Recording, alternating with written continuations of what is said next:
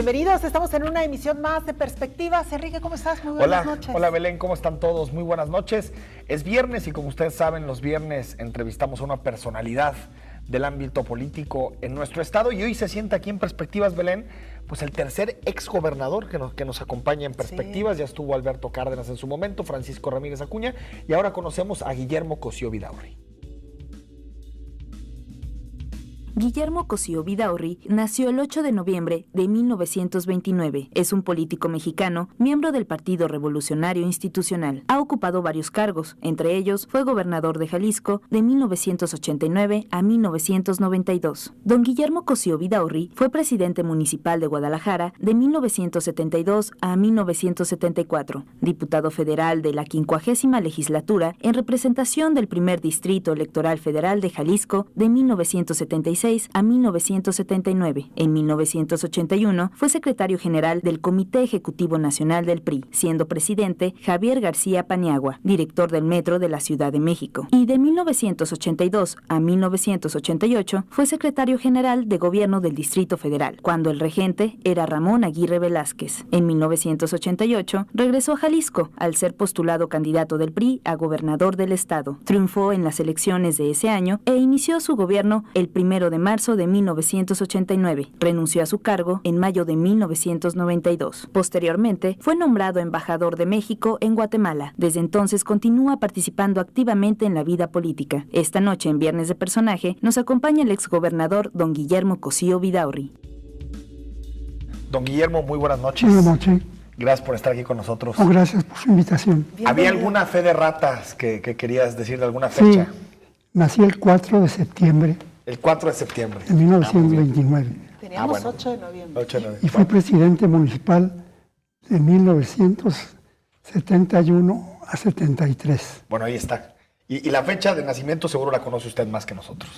Y también, el ejercicio como presidente municipal. Muchas gracias. Oiga, don Guillermo, ¿nació aquí en Guadalajara o dónde nació? No, nací en la Ciudad de México. Muy bien, es de la Ciudad de México. Ahí tenemos ya el dato completo, entonces. Sí. Don Guillermo Cosío, preguntarle primero, hoy es 22 de abril y es imposible no preguntarle sobre esa fecha y qué le significa a usted 24 años después.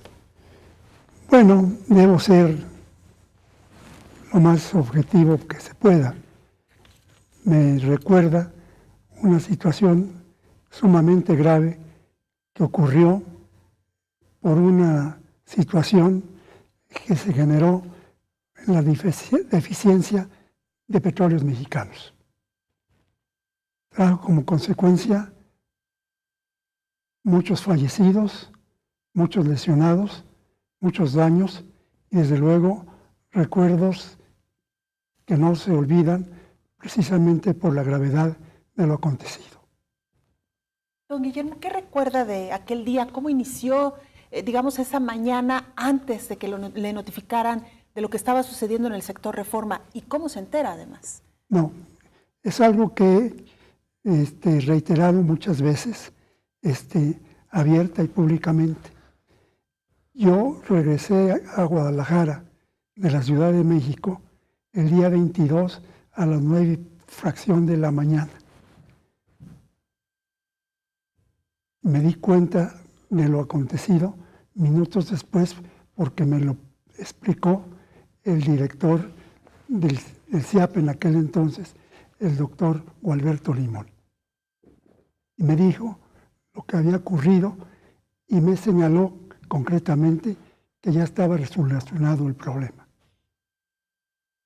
¿Y usted quedó tranquilo confiando en el funcionario? Confiando en su información. Además no tenía motivo para tener duda de lo que me estaba diciendo. Claro. 24 años después, don Guillermo, ¿cómo califica la reacción de su gobierno en ese momento? Ya con toda la distancia, con todo lo que ha sucedido, ¿cree que se reaccionó de forma adecuada? ¿Cree que después las represalias políticas que hubieron en ese tiempo tuvieron que ver con el presidente Carlos Salinas? Después de 24 años, ¿qué cosas ha concluido de lo que sucedió ese día? Bueno, lo primordial fue precisamente entrar al rescate de lo que había acontecido.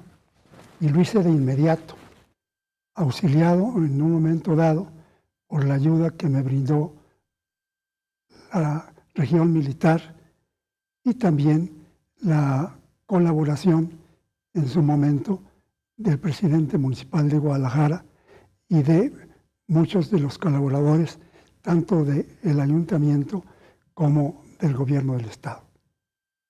Eso fue la actuación preliminar y seguimos actuando en esa manera hasta que en la noche de ese día habíamos logrado incorporar hospitalariamente muchos de los lesionados, muchos de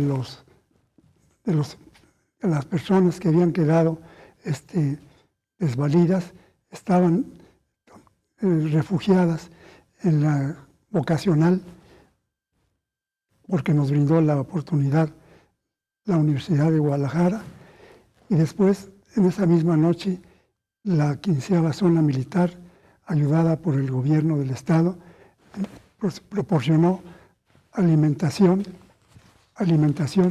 a las personas que habían resultado afectadas. Claro. Don Guillermo, tenemos una declaración de aquella época. Nos gustaría que nos acompañara a escucharla para hacer alguna reflexión. La situación de conflicto que se vivió a partir de las 10 en que se sucedieron las explosiones, pues fue porque desafortunadamente no todo el gas que se encontraba dentro del alcantarillado pudo ser desalojado mediante las maniobras que realizaron las gentes de Chiapas y seguramente alguna acción irresponsable de alguna persona que, sin saber de lo que estaba aconteciendo, pudo haber arrojado a las alcantarillas alguna sustancia que propició la explosión al hundirse o al ligarse con el gas que ya se encontraba dentro de eso. Bueno, ofrecemos Sí, el una audio disculpa, no no es era muy el claro. mejor. El audio es una declaración, don Guillermo, donde usted narraba poco después de ocurrido este acontecimiento, que seguramente alguna acción irresponsable de alguna persona, sin saber lo que estaba aconteciendo, podría haber arrojado a la alcantarilla alguna sustancia que propició las explosiones. Hace unos minutos usted nos dijo, definitivamente fue Petróleos Mexicanos. La ineficiencia. Sin embargo, hasta ahora, pues no ha habido, digamos, un responsable con nombre y apellido directo, juzgado por este acontecimiento. Don Guillermo. No, sí ha habido. Hay concretamente declaraciones abiertas, francas, claras del Procurador General de la República, Ignacio Morales Lechuga, señalando que la responsabilidad del siniestro recaía precisamente en Petróleos Mexicanos. Esa es muy clara su declaración. Se hizo poco después de que siguieron las averiguaciones, dejaron ya sin acusación abierta a quienes habían privado de su libertad para llevar a cabo la averiguación y ya sobre esa base el procurador hizo unas declaraciones en ese sentido, totalmente muy claras. ¿Pero se juzgó a alguien de Petróleos Mexicanos? En lo personal, individualmente, no. Se juzgó a la institución, Claro. pero no hay una persona Pagando. que aparezca como responsable directo en lo personal. Y el que usted, don Guillermo, haya tenido que dejar la gubernatura después de que sabemos lo que sucedió y que Pemex tiene un vínculo directo por esta ordeña de combustible y todo lo que se ha sabido, ¿no cree que también hace falta responsabilidad política de lo que sucedió en aquel momento? No, no hay ninguna responsabilidad política de quienes de alguna manera éramos parte de la autoridad en ese momento. No tanto de usted, porque usted tuvo que dejar la gubernatura, me refiero a las autoridades federales. No, yo creo que las autoridades federales en un momento dado tomaron muy en serio lo que había acontecido y proporcionaron medios muy eficaces para poder salir adelante.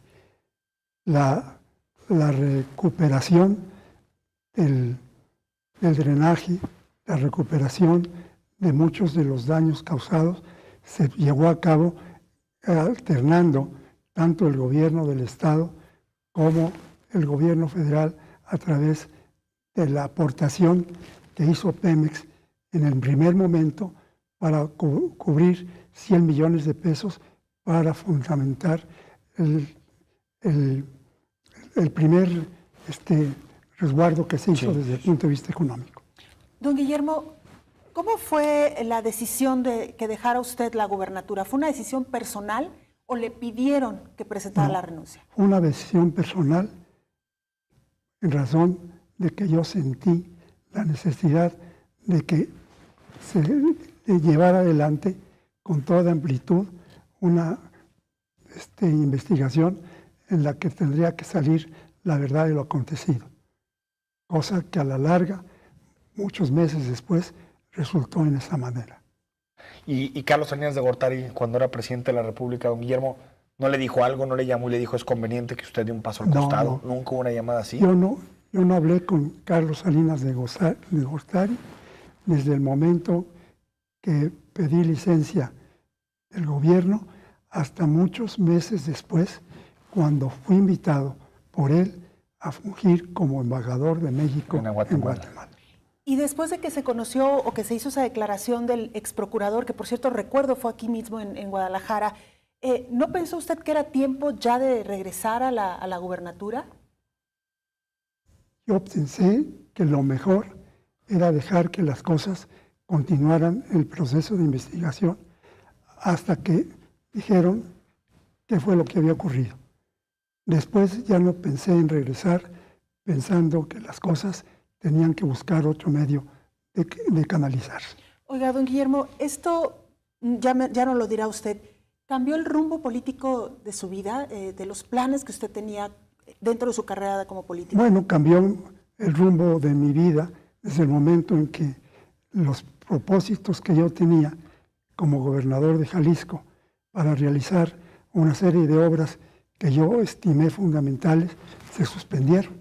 Se suspendieron y a la fecha, después de 20 y tantos años, no continuaron.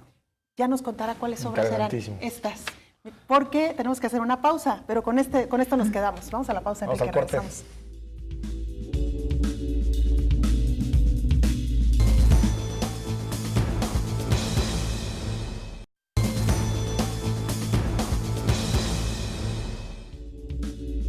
Estamos de regreso en Perspectivas. Gracias por acompañarnos esta noche de viernes platicando con don Guillermo Cosío Vidaurri. Precisamente el 22 de abril, ya el segmento anterior, pues discutimos y analizamos a fondo lo que sucedió aquel día.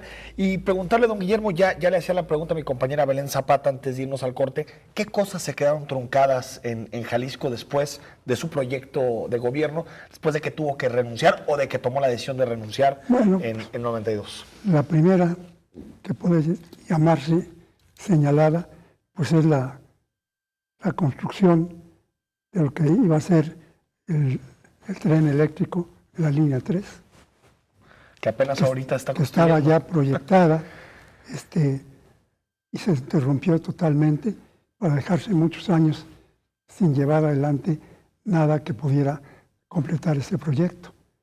Y así por el estilo, muchas cosas que eran prácticamente parte fundamental de lo que era un proyecto de gobierno que tenía muchas situaciones ventajosas para la ciudad, para el Estado.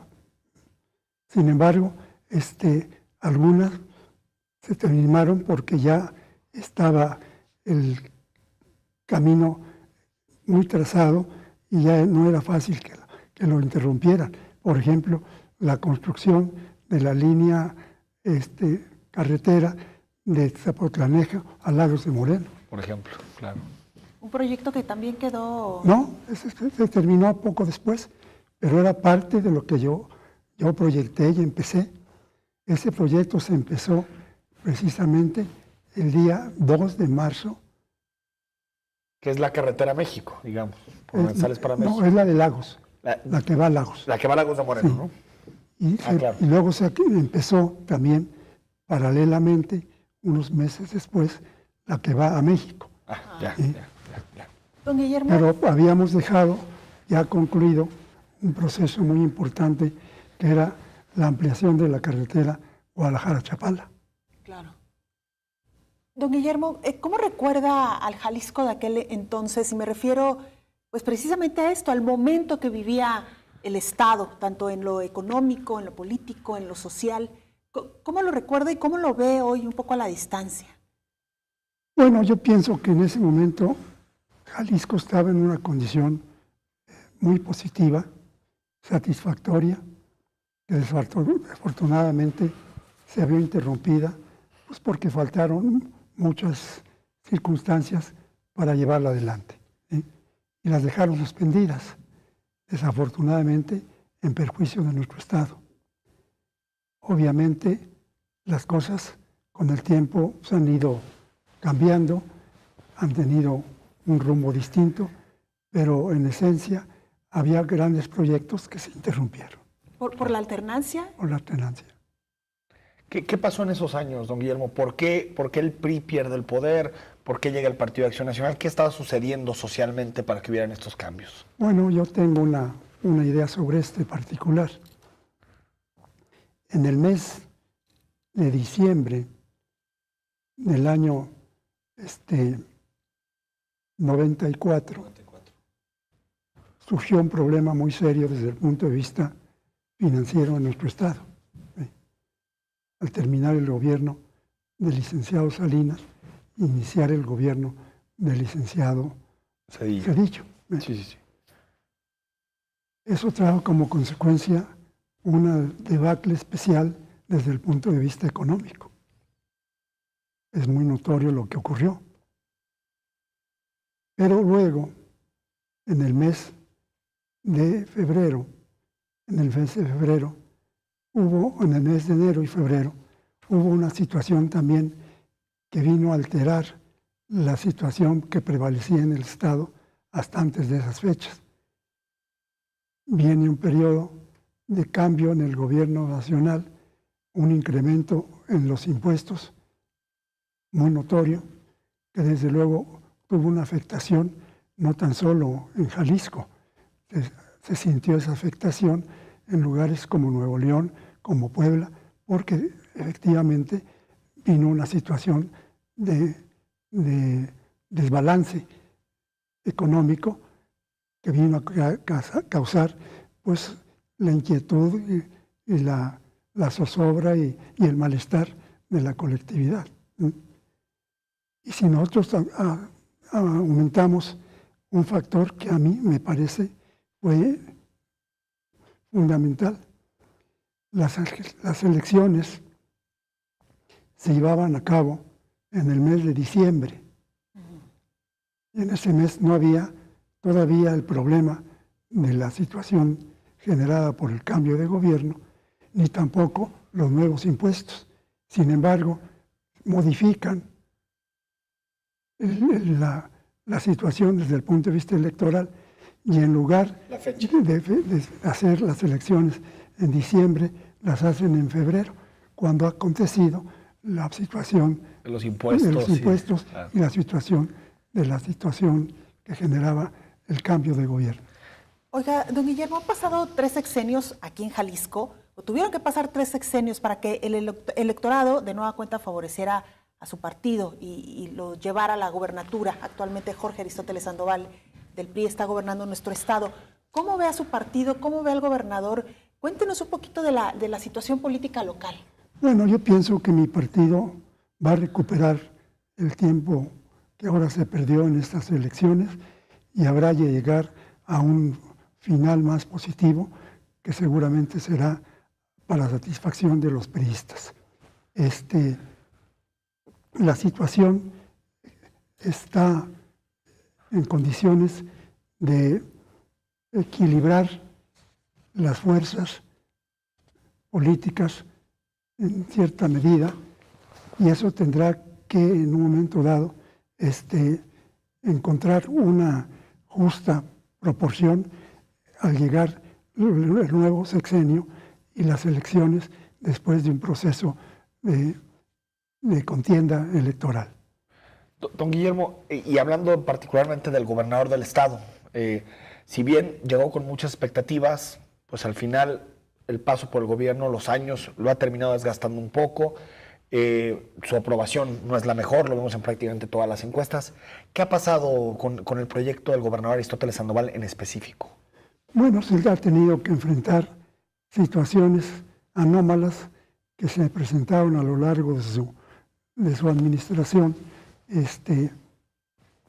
como consecuencia del surgimiento de una fuerza política diferente, encabezada por el grupo de Movimiento Ciudadano, Sí. y concretamente el actual presidente municipal y sus seguidores. Pero, independientemente de eso, yo pienso que el gobernador ha hecho lo necesario para tratar de equilibrar la situación y espero que lo logre en el transcurso de estos meses que vienen. Lo hemos dicho en otras ocasiones, Enrique, don Guillermo, si no sucede otra cosa, sí o sí, Enrique Alfaro estará contendiendo por la gubernatura en el próximo 2018. ¿Qué tendría que hacer su partido para hacer o dar realmente una batalla a Enrique Alfaro, que hasta ahora, y también lo comentaba Enrique, pues las encuestas lo colocan como uno de los favoritos? Bueno, yo creo que lo que tiene que hacer mi partido, y desde luego está a la vuelta de la esquina, pues es afianzar su situación en el Estado, siguiendo de cerca a los electores para llamarlos a convocarse nuevamente en favor de nosotros. ¿Habrá algún buen candidato al interior del PRI para garantizar el triunfo? Pues hay muchos prospectos, pero no hay todavía una gente que podamos decir tiene la situación totalmente esclarecida. Hay que esperar con calma que surja el indicado para que este personaje tenga el respaldo, el apoyo de la clase política priista y salga adelante. ¿Usted tiene gallo o todavía no? No. No le vas a sacar el nombre ni de broma. No. Bueno, por lo menos lo intenté, don De Guillermo. un político de viejo cuño menos. Don Guillermo, y bueno, alguien que llegó a dirigir al PRI, a conducir al PRI estatal es José Socorro Velázquez, que Sí. por cierto estuvo con nosotros hace algún tiempo aquí en el días, programa. sí. Y bueno, es interesante porque se habló mucho de esto de la nueva generación, la vieja generación del PRI. ¿Qué opina de estas dos generaciones que coexisten al interior del PRI? Bueno, yo pienso que la presencia de José Socorro Velázquez es positiva, satisfactoria, porque desde luego trae una nueva corriente tratando de encontrar mecanismos adecuados para conjuntar el voto de los electores en favor del partido. José Socorro Velázquez es una gente que tiene muchos años de militancia partidista en condiciones que le han permitido establecer determinados márgenes de poder entrar de lleno a un camino electoral positivo. Tiene experiencia derivada del tiempo que él trabajó en México como funcionario del Comité Ejecutivo Nacional, como colaborador inmediato de Javier García Paniagua. Era, si yo no me recuerdo mal, una de las gentes más cercanas a él, con mayor participación desde algunos puntos de vista, porque tenía toda la confianza de Javier y la supo llevar adelante sin mengua de ninguna situación. Claro. Y en ese mismo sentido, don Guillermo, antes de irnos al corte, ¿cree que el PRI tiene que cambiar algo en su relación con la sociedad? Es decir, tal vez ser más democrático hacia el interior, promover más las nuevas tecnologías, acercarse más a los jóvenes. Después de lo que sucedió en 2015, ¿cree que el PRI tiene que transformarse, reformarse? Yo tengo la seguridad de que el partido tendrá que hacer lo necesario para llamar junto a nosotros a gente más joven que va a dar fortaleza a nuestras acciones, pero también tendrá que tomar en cuenta a gentes que han venido militando de tiempo atrás y que con su experiencia, su capacidad, su sentido social están dispuestas a seguir trabajando por el partido, llevando adelante los propósitos generales. Muy bien. Tenemos que hacer otra pausa, don Guillermo, pero regresamos con algunas preguntas un poquito más personales, si no lo Para permite. conocerlo personalmente. Regresamos con Gracias.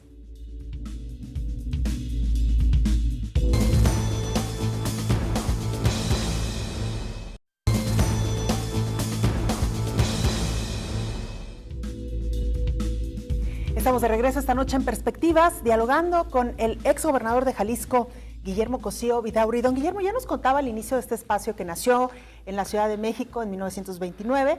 ¿A qué edad llega a Guadalajara y cómo recuerda la Guadalajara de aquel entonces? Bueno, llegué a Guadalajara cuando tenía 6 o 7 años de edad. Muy pequeñito. Muy chiquito. Porque mi familia vivía parte aquí y parte en la Ciudad de México. Entonces, cuando mi familia se reunió completamente, cambiamos nuestra residencia total aquí y siguiendo el camino que nos había señalado mi papá, que ya estaba radicado aquí en función de sus actividades políticas. De ahí en adelante, aquí estuve, aquí estudié primaria, secundaria, preparatoria y la Facultad de Derecho en la Universidad de Guadalajara. La preparatoria en la preparatoria de Jalisco en la sección nocturna. La secundaria en la secundaria nocturna por cooperación para trabajadores número 1 y la primaria parte en la escuela práctica anexa a la normal, en la escuela Basilio Vadillo y práctica parte en la escuela, en el colegio Luis Silva, que está por la calle de Morelos y aún sigue allí después de 120 tantos años. Mire. Pues todo en el sector público. Se echó toda su educación en el sector público. Nada más esta partecita del colegio que ya Del nos colegio. mencionaba. Y aparte, me llama la atención que las escuelas nocturnas, ¿por qué, don Guillermo? Porque yo trabajaba. Ah, mira.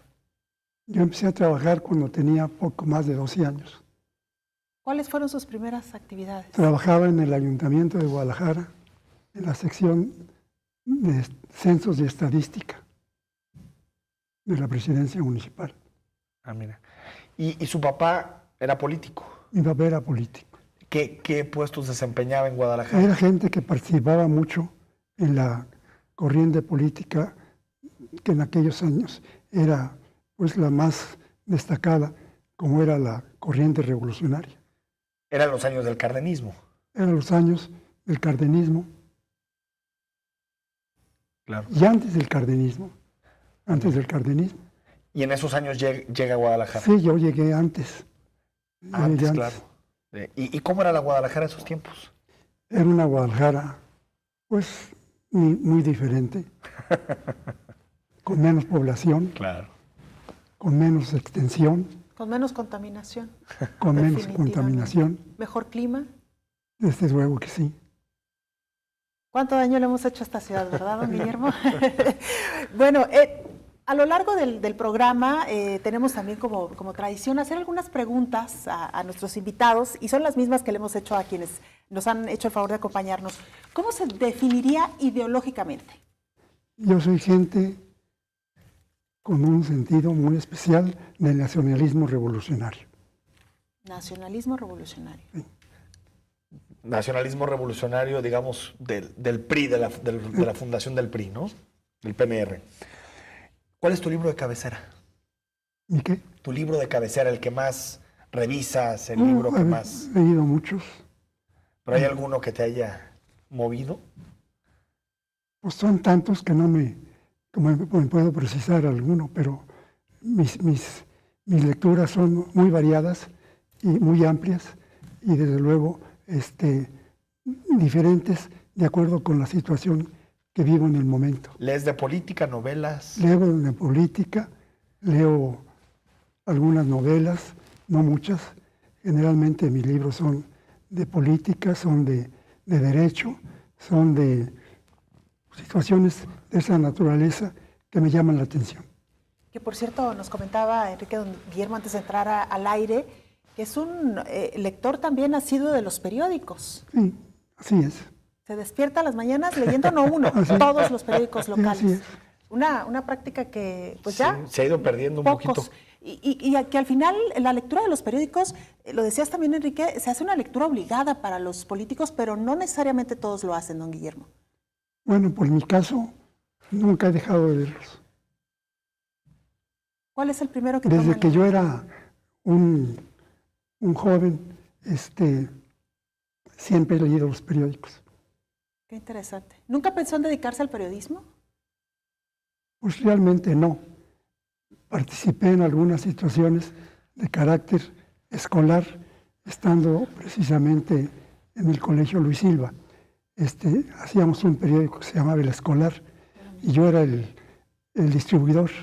Se lo repartía, los diarios. Bueno, algo participó en la cadena, ¿no? Don Guillermo, ¿con qué personaje de la historia te identificas? O personajes que digas, estos personajes los admiro de la historia. Bueno, yo admiro a Juárez, admiro a Gómez Farías, admiro a Prisciliano Sánchez, Mira. admiro a Cárdenas. Son los... ¿Y por qué, por ejemplo, a Juárez? Porque uno pensaría, pues Juárez y Cárdenas son un poquito diferentes. ¿Por qué a cada uno de ellos? Bueno, porque cada quien tiene lo suyo y es circunstancialmente importante en todos sentidos. ¿Le gusta el cine, don Guillermo? Hace mucho que no voy. ¿Vio alguna película en algún momento de su vida que le hubiera dejado algún recuerdo marcado, alguna idea o sensación muy, muy profunda? No, hay varias. ¿Cómo cuáles? por ejemplo? Casablanca, Casablanca, claro. pues sí. Claro. ¿Y música? Lo que el viento se llevó, A lo que el viento se llevó, claro. lo que el viento se llevó. Claro. Muchas de esas películas de antes, que ya no están en boga, pero que fueron muy importantes en su tiempo. Grandes Hay una muy producciones. importante que se llamaba Motín a Bordo, muchos años, muy positiva. Hay muchas. Claro. ¿Música, don Guillermo? ¿Escucha? Sí, me gusta, Sí. me gusta. ¿Algún tipo en especial? Pues me gusta la música que podemos llamar de Instrumental, clásica, parte clásica, Tradicional mexicana. pero parte la mexicana. la mexicana. Mira. Oiga, don Guillermo, ¿en alguna época de su vida practicó algún deporte, se hizo aficionado a alguna disciplina? Sí, cómo no, yo jugué, cuando pude jugué básquetbol, fútbol, voleibol, tenis. Muchas Mira, disciplinas. pues todos. Que además tengo que decir, Enrique, si me lo permite, don Guillermo, no recordaba que era usted tan alto. ¿Cuánto mide? Medía 1,82. Bueno, es una estatura un poquito Sí, más arriba arriba, del de lo promedio, promedio. A la postre he venido quedando menos. Desde Pues yo sigo viendo que mantiene una muy buena estatura. Una muy buena don estatura, Guillermo. don Guillermo. luego me desarrollé 1,80, 1,79. Y bueno, le gusta el deporte, pero supongo que también le gusta el fútbol. Sí, cómo no. ¿Y a qué equipo le va? Le iba al Guadalajara. ¿Cómo se debe? ¿Pero cómo que le iba, don Guillermo? Sí, porque ya no le voy, No, a ver, ¿por qué? porque cambió de dueño. Ah, Que ¿qué ya daño no ha es- hecho Vergara? hombre? Ya no es un club deportivo, Ya es una empresa. una situación personal. Hasta que Vergara lo compró, usted era Chiva. Yo era Guadalajara. Chiva nunca. Guadalajara. Club Guadalajara. Deportivo Guadalajara. Y si algún día cambiara el equipo de dueño, ¿lo reconsideraría? ¿Pensaría en volver a hacer? Sí, cómo no. Bueno, pues acá tenemos también a otro fan del Guadalajara, pero tú no- sigues no he ahí dejado fiel, de serlo, ahí sí. fiel. Don Guillermo, ¿algún gusto culposo? ¿En qué sentido? ¿Algún gusto que de repente le dé penita por ahí reconocer que sí tiene gusto por algo? Algo de ¿Alguna comer, comida? algo. No sé. No. Nada. ¿Le gusta algún platillo en particular? No tengo nada en preferencia. ¿Qué haces en tus tiempos libres? Y si tienes alguna especie como de manía o coleccionas algo. No. Nada. ¿Y en tiempos libres qué te gusta hacer? Me gusta leer. Me gusta leer. La familia, don Guillermo, ¿qué ha representado para usted a lo largo Bueno, de todos pues, estos años? La parte fundamental de mi vida, junto con mis hijos y mi esposa, y desde luego lo que fue para mí algo que no puedo dejar de considerar como de gran importancia, mis papás y mis hermanos. Claro. Oiga, don Guillermo, si Si le hubiera tocado a usted el debate que hoy por hoy tenemos en México respecto a temas que han resultado polémicos, como el consumo de la marihuana o la legalización de la marihuana, del aborto, o incluso la legalización de los matrimonios entre personas del mismo sexo, ¿cuál hubiera sido su postura en ese momento o hoy? Bueno, pues yo creo que la situación no es para resolverla de golpe y porrazo. Es cuestión de pensarla detenidamente y no la he pensado.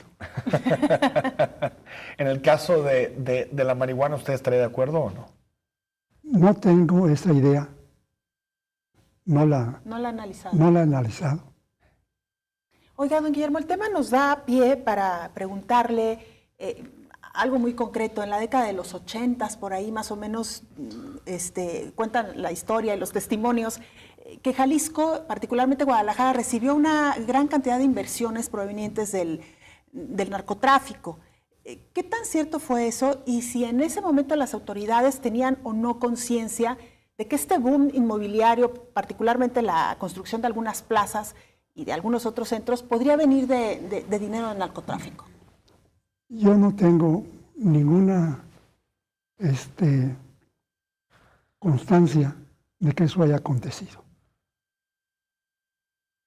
Sé con toda seguridad que Guadalajara y nuestro estado ha ido creciendo gracias a las inversiones que hicieron muchos jaliscienses, muchas gentes que vinieron de fuera para hacer sus aportaciones y sirvieron para arrancar algo que es para nosotros fundamental a estas alturas. Por ejemplo, Plaza del Sol, Plaza Patria. Yo no puedo de ninguna manera señalar que haya habido para la satisfacción de esos entenderes algo indebido por parte de los inversionistas jaliscienses. ¿Y cómo era el problema del narcotráfico en esos tiempos, don Guillermo? Pues tenía sus cauces abiertos. Era notorio que los grandes traficantes de drogas pues tenían presencia desde el punto de vista económico en las instituciones bancarias. Claro. Vamos al corte, don Guillermo, y volvemos para retomar este punto en específico. Regresamos.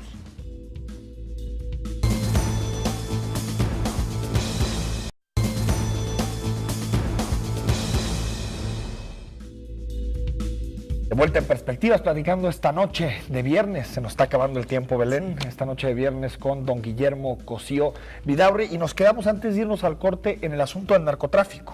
Y lo que tú narrabas, Belén, que bueno, lo tenemos, se ha escrito mucho, ¿no?, sobre el cártel de Guadalajara, lo que sucedió en aquellos años. Y queremos conocer la opinión de don Guillermo en el sentido de hasta qué punto esos años fueron complicados en materia de narco.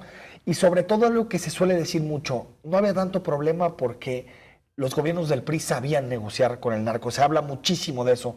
¿Ocurrió algo así en esos tiempos? De mi parte es totalmente falso. En la vida, nunca. Jamás.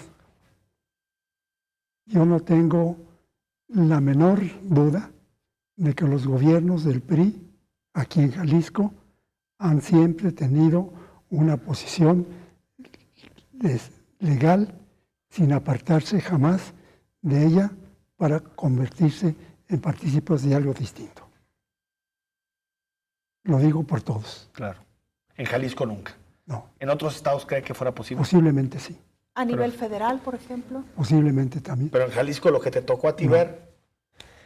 ¿Y cómo era el problema? ¿Se sentía, se palpaba en la sociedad el problema del narcotráfico? Bueno, se palpaba desde el punto de vista que había actividades bancarias que se sustentaban en movimientos realizados por quienes se dedicaban al narcotráfico. Claro. Conciencia y paciencia de los banqueros. Claro. De algunos banqueros. Que permitían que entrara el dinero procedente de esta venta ilícita de drogas, ¿no? Oiga, don Guillermo, y en su opinión, ¿debió de haberse combatido de manera distinta en aquella época el narcotráfico? Y le quisiera poner otro ejemplo. Digamos, en comparación con lo que hizo el expresidente Felipe Calderón, ¿Cuál política considera usted que ha sido la más adecuada o la más certera? Pues yo no creo que lo que realizó el licenciado Calderón haya sido la solución total del problema. Tuvo una variante que generó, independiente de eso, la situación de conflicto que estamos viviendo todavía hasta la fecha. Claro. 100,000 muertos en un sexenio, ¿no? Don Guillermo, y en ese sentido, ¿han surgido en México nuevos instrumentos que, bueno, han tenido mucho vigor en los últimos años? Por ejemplo, las candidaturas independientes. Se habla mucho de si esta es la salida para el país, si puede resolver los problemas. ¿Qué piensa de las candidaturas independientes y, por ejemplo, de diputados como Pedro Kumamoto que ya accedieron a través de esa vía? Yo no creo que sean independientes. Yo estoy seguro que tienen tras de sí una corriente que los impulsa y les da la posición de poder competir con éxito a sabiendas que tienen la intención de no participar como funcionarios de un partido, pero a la postre tienen quien los impulse desde algún punto de vista, porque no creo que sean de otra manera sus éxitos. ¿A Kumamoto cree que hay alguien atrás que lo apoya? Yo pienso que desafortunadamente para lo que se dice, algo hay que lo lleva adelante. ¿Algún grupo, algunas personas? Algún colegio. ¿Algún colegio? ¿Alguna escuela particularmente? Ya sé a qué se refiere, ¿no? No, Una universidad, No. Digo, porque del Bronco está muy claro, ¿no? El Bronco sí es, pues, grupos de empresariales del norte muy el Bronco fuerte, es el empresario. Exacto, es el grupo Monterrey, ¿no? Los hombres de Es posible negocios. que también con nosotros la candidatura del señor Kumamoto tenga origen en algún movimiento desde el punto de vista económico o en algún movimiento de tipo social inspirado por alguna situación. Pero entonces no cree que pueda haber candidatos independientes No. así. ¿Totalmente ciudadanos? No. Oiga, don Guillermo, ¿y esta figura relativamente reciente en nuestro país, en qué lugar coloca a los partidos políticos? ¿Cree usted que tendrá alguna repercusión en la trayectoria, en la supervivencia de los partidos políticos? Bueno, pues es natural que así sea. Los partidos políticos no pueden dejar de existir. Son fundamentales desde el punto de vista de nuestra situación electoral. Acuérdense que son de orden público. Claro, reciben dinero de parte del Estado, ¿no? El Estado. Lo que nos está diciendo es que tendrá que prevalecer todavía nuestro sistema político electoral, fundamentado en Para mí partidos sí. políticos. Para mí sí. No Yo también creo soy que de esa haya idea. variantes que traigan al traste esa situación. Y en ese mismo sentido, pensando en las elecciones de cara a 2018 y lo que va a suceder en la elección nacional de 2018, ¿cómo ve el PRI? Después del periodo de Peña Nieto, el presidente peor evaluado de la democracia en México, ¿cómo ve el PRI de cara a 2018? Yo lo veo en el propósito de fortalecerse, de llamar de nosotros a la juventud en todo su apogeo y de jalar dentro de esa corriente también a gentes que anteriormente dejaron de participar por alguna circunstancia, pero que en un momento dado pueden ser llamados y acudirán en la medida en que haya una forma de hacerlos para que sientan la necesidad de seguir participando. Oiga, don Guillermo, ya lo decíamos que usted pues se despierta todos los días leyendo los periódicos, lo cual nos indica que está muy pendiente del acontecer político nacional y local. Le quisiera preguntar en concreto, ¿cuál es el escenario que usted vislumbra en el ámbito nacional de cara precisamente a estas elecciones presidenciales del 2018? Pues va a ser necesariamente un escenario muy competido porque a medida que pasan los meses se van fortaleciendo algunos partidos políticos y otros van ido perdiendo también su presencia por alguna circunstancia. Por ejemplo, de los partidos que surgieron en las elecciones pasadas, pues habrá algunos que ya no participen. Sí. Sin embargo, habrá otros que seguirán adelante con misma con la misma fuerza y seguramente tratando de competir al partido mayoritario que en este momento es el PRI. Se está hablando mucho, don Guillermo, de corrupción en el país. Se habla una y otra vez en medios, en columnas, en análisis, en opiniones. ¿Hay más corrupción ahorita que en el tiempo que a usted le tocó gobernar Jalisco? ¿Hay más corrupción actualmente? Pues yo no tengo ningún elemento para juzgar que en el Jalisco durante el tiempo que yo fui gobernador hubo corrupción.